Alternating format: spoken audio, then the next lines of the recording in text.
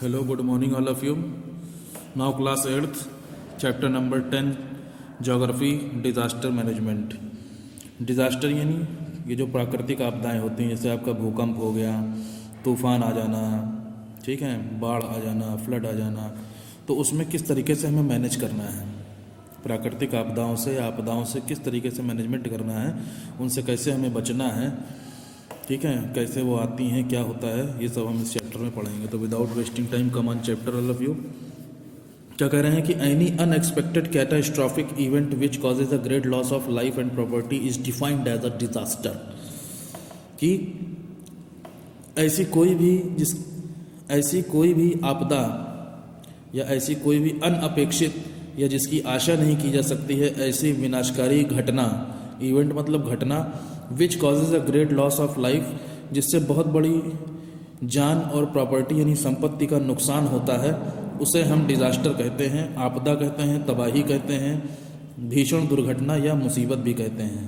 ठीक है, ऐसी कोई भी जिसकी आशा नहीं की जा सकती है, ऐसी विनाशकारी घटना जिससे बहुत ज़्यादा जान और माल का नुकसान होता है, उसे हम डिज़ास्टर कहते हैं। टाइप्स ऑफ डिज़ास्टर्स, इसके प्रकार देखिए। Events that occur because of geological processes and weather conditions are called natural disasters और नेचुरल हजार्ड्स। ऐसी घटनाएं जो कि पृथ्वी के अंदर होने वाली प्रोसेस या मौसम की कंडीशंस की वजह से होती हैं, उन्हें हम प्राकृतिक आपदाएं या प्राकृतिक खतरे, हजार्ड्स, डेंजर कहते हैं। एनी नेचुरल अकरेंस, कोई भी प्राकृतिक घटना, which does not cause large scale destruction, जो कि बहुत बड़े पैमाने पर विनाश नहीं करती है, इस कॉल्ड नेचुरल हजार्ड, उसे हम नेचुरल हजार्ड या प्रकृति की तरफ से पड़ने वाले खतरा कहते हैं। And that which cause extensive destruction, और जो कि बहुत बड़े पैमाने पर विनाश करती है, इस कॉल्ड नेचुरल डिजास्टर, उसे हम प्राकृतिक आपदा कहते हैं। Earthquakes, floods, cyclone, tsunamis, landslides, volcanic eruptions and droughts are a few examples of natural disaster. Earthquakes यानी भूकंप, फ्लड्स यानी बाढ़ आ जाना, साइक्लोन्स चक्रवात या तूफान, सुनामी समुद्र की लहरों के तूफान जो आते हैं, लैंडस्लाइड जमीन का धसक जाना, वॉल्केनिक इरप्शन ज्वालामुखी का फटना, एंड ड्रॉट्स सूखा पड़ना are a few examples of natural disasters. ये सब कुछ उदाहरण हैं प्राकृतिक आपदाओं के। फिर देखिए, the disasters which are caused by human actions. अब ऐसी आपदाएं जिसमें इंसान के काम की वजह से जो डिजास्टर्स आती हैं, are called human made disasters, उसे इंसान के द्वारा बनाई गई आपदाएं कहते हैं। इवेंट्स लाइक इंडस्ट्रियल एक्सीडेंट्स, घटनाएं जैसे कि औद्योगिक दुर्घटनाएं जो होती हैं, इंडस्ट्री में आग वगैरह लग जाना, फट जाना, बम ब्लास्ट, बम का फटना, ये सब ह्यूमन मेड डिजास्टर्स में आती हैं। तो सबसे पहले नेचुरल डिजास्टर्स की बात करेंगे हम। Let us look at a few natural disasters. चलिए हम कुछ अब डिजास्टर्स के बारे में देखते हैं, नेचुरल डिजास्टर्स के बारे में। The cause of their occurrence, उनके होने के कारण क्या है, and what to do when a disaster occurs, और हमें क्या करना है यदि कोई डिजास्टर आती है।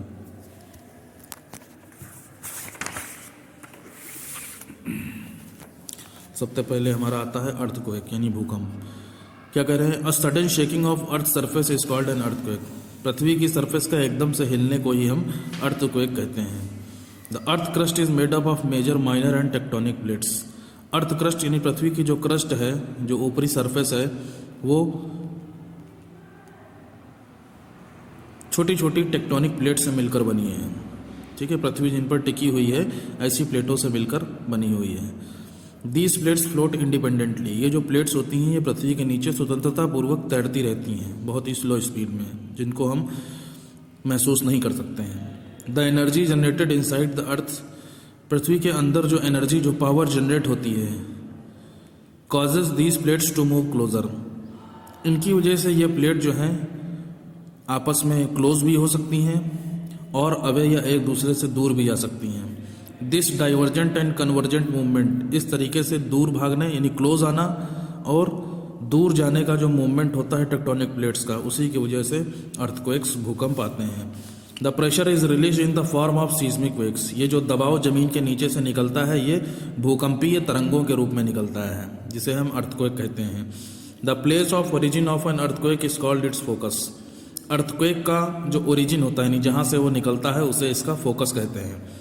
And the place which is directly above the focus, और जमीन के नीचे से जो प्रेशर निकल करके फोकस फोकस से जो प्रेशर निकल करके ज़मीन के सरफेस ऑफ द अर्थ यानी पृथ्वी की सतह के ऊपर आता है वो इसका एपिसेंटर कहलाता है। यानी जहाँ पर भूकंप की तरंगें सबसे ज़्यादा महसूस करी जाती हैं, कि सबसे ज़्यादा प्रॉपर्टी का लॉस होता है, लोग मर जाते हैं, उसे हम उसका एपिसेंटर कहते हैं। It is at the epicentre that the effect of the earthquake is felt the strongest. ये पृथ्वी की सतह के ऊपर यानी सरफेस ऑफ द अर्थ के ऊपर जो एपिसेंटर होता है, यही वो जगह होती है जहाँ पर अर्थक्वेक को सबसे ज़्यादा महसूस किया जा सकता है। The vibrations of an earthquake are measured by an instrument called seismograph. Earthquake के जो वाइब्रेशंस, जो झटके होते हैं, उनको जिस इंस्ट्रूमेंट से हम नापते हैं उसे सीस्मोग्राफ या भूकंप मापी कहते हैं। And the scientist who studies an earthquake, और वो वैज्ञानिक जो कि अर्थक्वेक की स्टडी करते हैं उन्हें सीस्मोलॉजिस्ट या भूकंप विज्ञानी कहते हैं। The intensity of an earthquake, किसी भूकंप की क्षमता जानने के लिए जिस पैमाने का हम इस्तेमाल करते हैं उसे रिचर स्केल या रिचर पैमाना कहते हैं। अर्थक्वेक्स में also occur at the time of volcanic eruption, ज्वालामुखी फटने के समय भी अर्थक्वेक यानी भूकंप आ सकते हैं। The geological structure of India makes it is a highly disaster prone country. India का जो भौगोलिक ढांचा है, ठीक है, यानी भौगोलिक ढांचा यानी पृथ्वी जिस तरीके से इंडिया को अपने अंदर बनाए हुए है, या इंडिया जिस तरीके से मौजूद है हमारी लैंड के ऊपर, तो ये एक डिजास्टर प्रोन कंट्री, यानी आपदाएं यहाँ ज़्यादातर प्रभावित रहती हैं, बहुत ज़्यादा आपदाएं आती हैं, भूकंप वगैरह आ सकते हैं। About 65% of the land area is vulnerable to earthquakes. पूरी लैंड का लगभग 65% जो एरिया है वो असुरक्षित है भूकंप की वजह से, यानी भूकंप आने की पूरी संभावना रहती है। In India the Himalayan region is prone to earthquakes. भारत में जो हिमालयन रीजन है, हिमालय की पहाड़ियों के आसपास के जो इलाके हैं, वहाँ भूकंप ज़्यादा आने के चांसेस रहते हैं। It lies in very high risk zone. ये जो हिमालयन एरिया है ये बहुत ही जोखिम भरे हुए जोन में आता है। Observe the given map to know the different earthquake zones of India.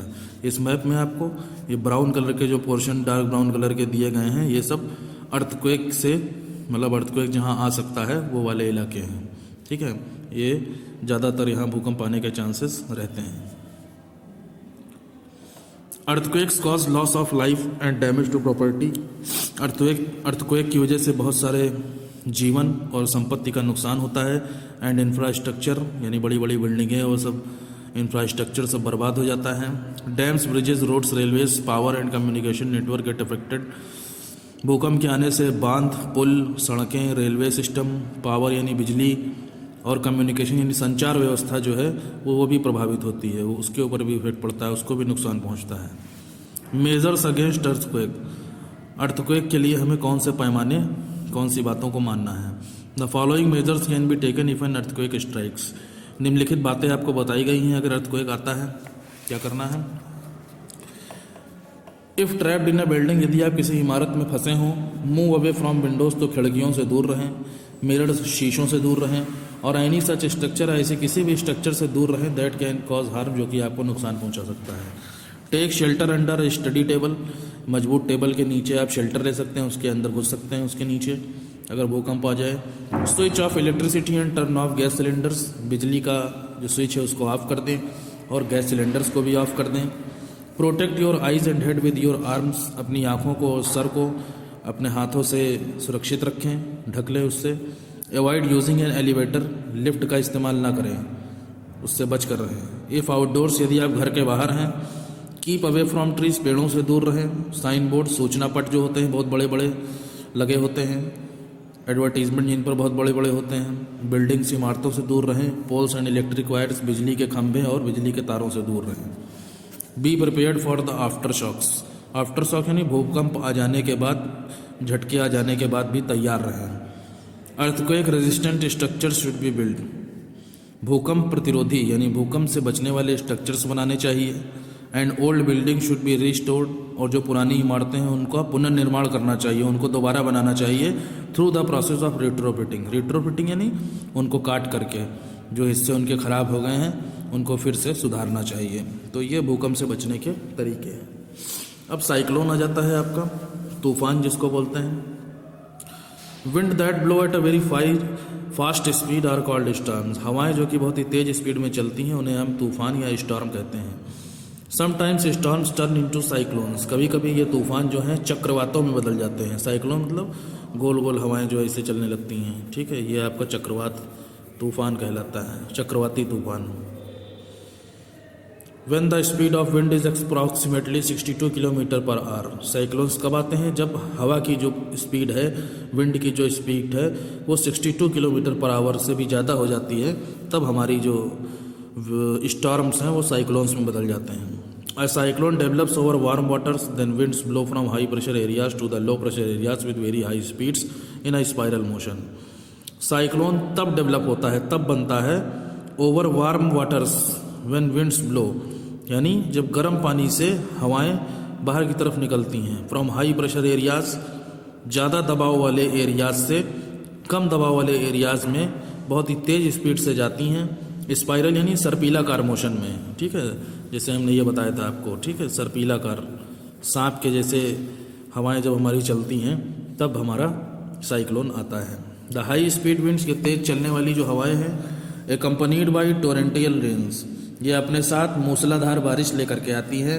Cause ट्रेमेंडस disaster, जिससे ज़बरदस्त नुकसान होता है।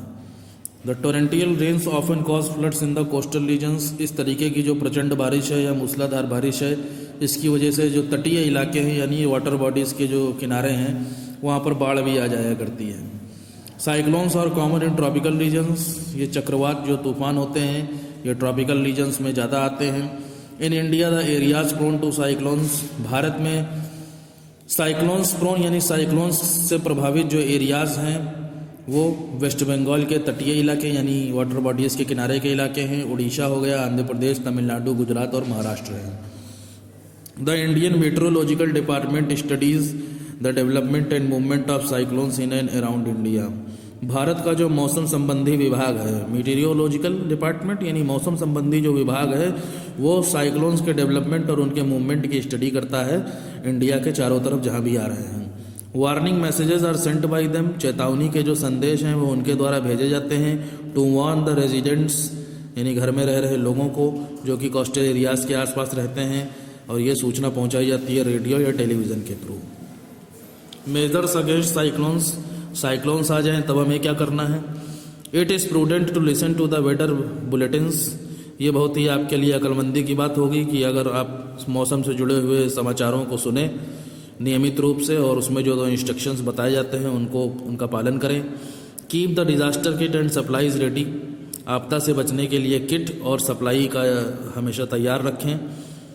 Keep the important documents and phone numbers ready to take along with you, आपके जो इम्पॉर्टेंट डॉक्यूमेंट हैं और जो फ़ोन नंबर्स हैं उनको हमेशा अपने साथ रखें। Turn off gas cylinders, gas cylinders का स्विच बंद कर दें। लाइट के सारे और जितने भी इलेक्ट्रिक बिजली के अप्लाइंस हैं उनको भी स्विच ऑफ कर दें। Move to a safer place before the storm hits your area, तूफान के अपने एरिया में आने से पहले ही अपनी जगह को छोड़ करके किसी सुरक्षित जगह पर चले जाएं।